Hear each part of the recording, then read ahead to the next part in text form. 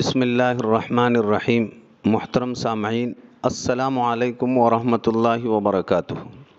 آج 31 مارچ 17 شعبان کا پیغام امت مسلمہ کے نام۔ اپریل فول کی حقیقت اور اس کا سنگین گناہ ہونا ہے۔ آپ نے بارہا یہ بات سنی ہے کہ جھوٹ کے پاؤں نہیں ہوتے۔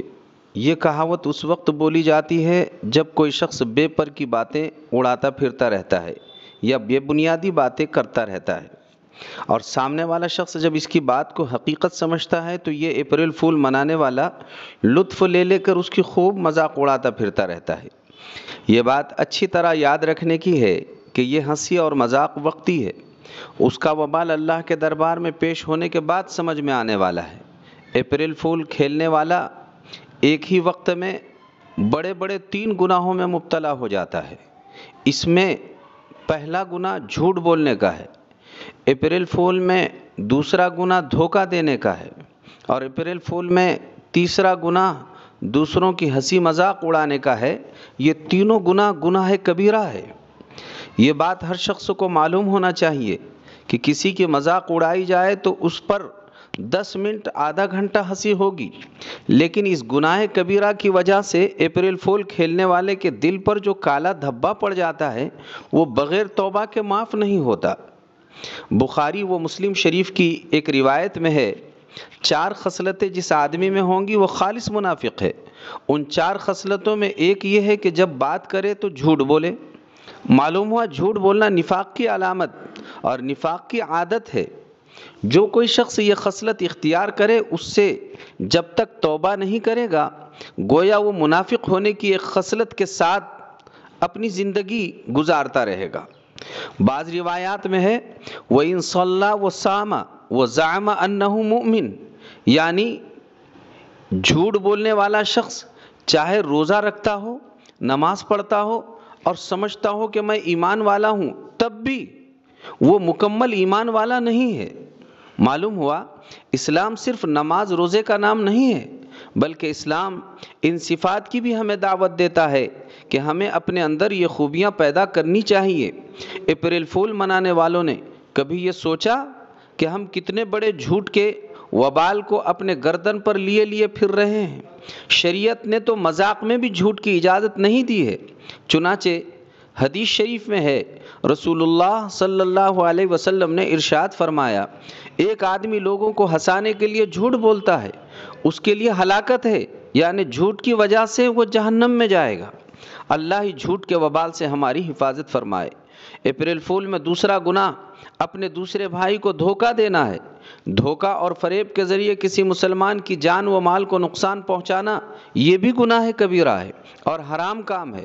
مسلم شریف کی روایت میں ہے، رسول اللہ صلی اللہ علیہ وسلم نے ارشاد فرمایا، من غشنا فلیس منا، جو شخص ہمیں یعنی مسلمانوں کو دھوکہ دے وہ ہم میں سے نہیں، یعنی حقیقی معنی میں وہ شخص مسلمان کہلانے کے مستحق نہیں جو دھوکہ دیتا ہے۔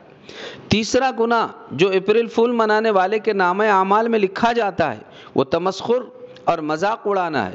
اور سنیے، مذاق اڑانا یہ ہے کہ کسی شخص کے ساتھ ایسا معاملہ کیا جائے کہ دوسرے اسے دیکھ کر ہنسنے لگے، یا حقیقت ظاہر ہونے پر وہ خود اپنے دل میں شرمندگی محسوس کرنے لگے۔ ترمذی شریف کی روایت میں ہے، رسول اللہ صلی اللہ علیہ وسلم نے ارشاد فرمایا، تو اپنے بھائی سے جھگڑے مت کر اور نہ اس سے ناروا غلط طریقے کی مذاق کر، اور نہ کوئی ایسا وعدہ کر جسے تو پورا نہ کر سکے۔ قرآن کریم میں صاف الفاظ میں ارشاد ہے، یا ایھا الذین آمنوا لا یسخر قوم من قوم عسى ان یکونوا خیرا منہم ولا نساء من نساء عسى ان یکن خیرا منہن۔ اے ایمان والو، نہ مردوں کو مردوں پر ہنسنا چاہیے، ہو سکتا ہے کہ جن پر ہنستے ہیں وہ ہنسنے والوں سے بہتر ہو، اور نہ عورتوں کو عورتوں پر ہنسنا چاہیے، ہو سکتا ہے جن پر وہ ہنستی ہیں ہنسنے والیوں سے بہتر ہو۔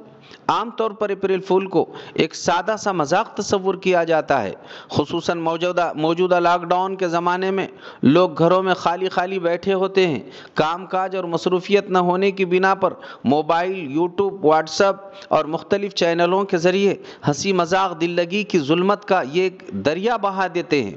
ہمیں معلوم ہونا چاہیے اپریل فول کی شکل میں یہ جھوٹ، استہزاء کا بھونڈا مذاق بڑے گناہوں کا مجموعہ ہے، اور اللہ اس کے رسول کو ہرگز پسند نہیں کہ مسلمان گناہوں میں مبتلا ہوں۔ ایک چوتھا بڑا گناہ بھی اس میں ہے جو ان تمام گناہوں، جھوٹ، فریب اور استہزاء کے نتیجے میں پیدا ہوتا ہے، وہ مسلمان بھائی کو تکلیف پہنچانا ہے۔